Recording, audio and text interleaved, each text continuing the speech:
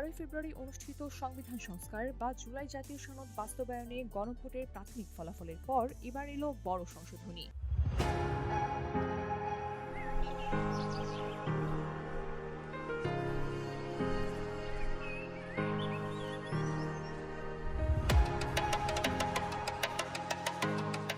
নির্বাচন কমিশন বুধবার সিনিয়র সচিব আক্তার আহমেদের স্বাক্ষরে প্রকাশিত অতিরিক্ত গ্যাজেট ঘোষণা করেছে, যেখানে বাতিল ভোটের সংখ্যা বেড়েছে।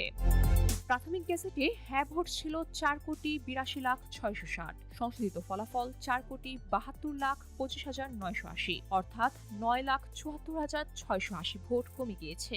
তাছাড়া প্রাথমিক গ্যাজেটে না ভোট ছিল 2,20,71,726, সংশোধিত ফলাফল অনুযায়ী 2,19,60,231, অর্থাৎ 1,11,456 ভোট কমে গিয়েছে। বাতিল ভোট আগে ছিল 74,22,637, এখন 74,35,196, বৃদ্ধি পেয়েছে 12,559 ভোটের। মোট প্রদত্ত ভোট আগে ছিল 7,76,25,023, এখন 7,66,21,407, কমেছে 10,73,616 ভোট। বৈধ ভোটেও পরিবর্তন লক্ষ্য করা যাচ্ছে। প্রাথমিক ফলাফলে 7,02,72,386 এবং সংশোধিত ফলাফলে কমেছে 10,86,175 ভোট।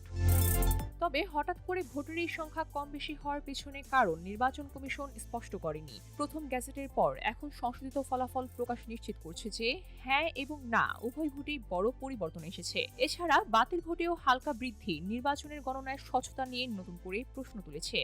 এখন জনগণ, রাজনৈতিক বিশ্লেষক এবং কূটনীতিকদের চোখ টিকে আছে এই সংশোধিত ফলাফলের দিকে। এর অর্থ কি শুধুই সংখ্যার সংশোধন, নাকি ভবিষ্যতের সাংবিধানিক রূপায়ণে বড় প্রভাব ফেলবে?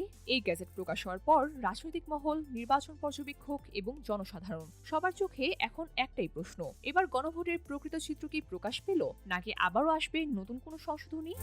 VOD Bangla news desk.